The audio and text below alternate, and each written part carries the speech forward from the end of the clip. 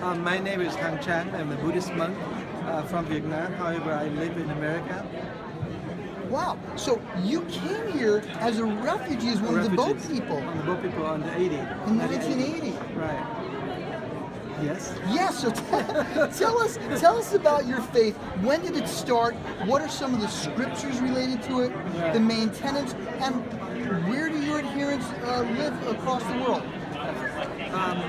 I'm a Buddhist. The Buddha used to be a prince many years ago, 2,500 years ago in India.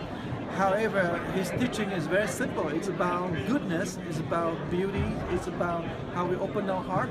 So actually, we not try to get people into the scripture, but we try to get people to open their hearts. So that's the basic tenets that we believe in. And because I'm Vietnamese in America, in California, so I'm associated with a lot of Vietnamese around in California, in Orange County, and all over the world. Mostly Vietnamese and Chinese. I go to Taiwan, China, and speaking Dharma, and most of the time, the most interesting thing about Buddhism is not about you follow something, but how you open your heart. Your heart open the goodness to the beauty, especially to the truthfulness, how we become a little more truthful to ourselves and others, but not try to hurt people with that truth. How many Buddhist people are there in the world? Not quite a lot, 700 million, something like that. So it's not a huge community, no. However, interesting thing about Buddhism is the basic tenet is everywhere, and it's something that we believe that peacefulness is what we want to achieve inside, and we don't believe in the border, but we believe in how our peace we can connect each other. When did Buddhism start? The Buddhism started in India in 500 years before Jesus Christ, about that time.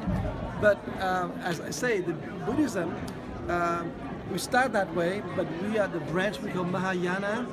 It's a great vehicle. Instead of strictly follow every single thing that the Buddha said, many patriarchs and many masters come after the Buddha also renovate the teaching, and therefore that kind of teaching we call Mahayana is more expanded version, and it's sort of going to each countries and it's changed to the cultural context.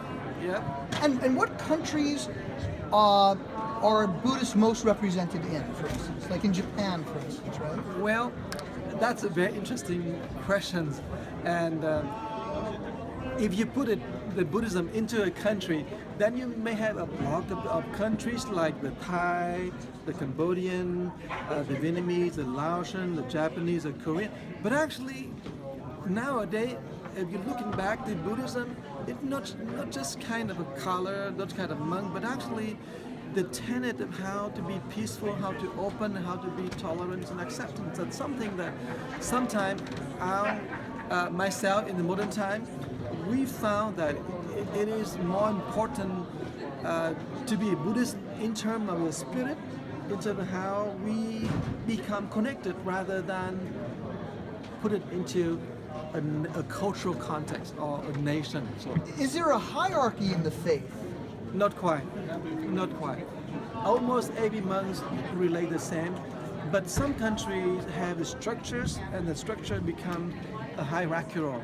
But for me, the Vietnamese, the Buddhist, we don't have any hierarchy of the monks and the lay people. It almost become a community, and not much hierarchy, very flat level. So it's a very democratic in a way. The Buddhists nowadays it's no longer that we believe in such a thing that it had to be organized. The monasticism had to be organized. So we believe in so much into social interaction and how the flat level and integrated level that can bring everyone together.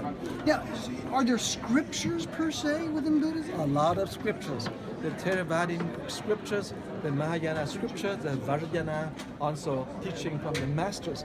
So a lot of scriptures, and the scripture the most complete in Chinese and in Japanese, where we have the what we call the Sanskrit, translated into Chinese and Japanese. We have the Pali Sanskrit scripture, and then we have the Tibetan scripture. So it's quite a lot of things to read. You can spend the whole life, but read a little bit tiny like this. There's so much stuff. So that's why we say the true Buddhist we read the scripture of the heart rather than we follow every single thing in there, because it's all talking about the footnotes about what our heart's open is. Well, thank you so much. Is there anything else that you'd like to get out there about Buddhism that people who are not Buddhists might not know?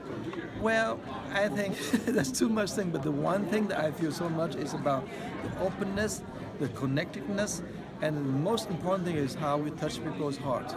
Without touching people's heart, I don't think that the Buddhist. And the most important thing for me is growth. If anywhere I can go, I can be, and I feel the growth spiritually, socially, emotionally, I feel that is my religion. That's so wonderful. Tell us your name one last time and where you're from. Hang Chang. I'm the Vietnamese, but I live in Orange County in Anaheim. Hang Chang. Go Angels! Thank you so much Thank for you. talking with us tonight. Thank you. Thank you.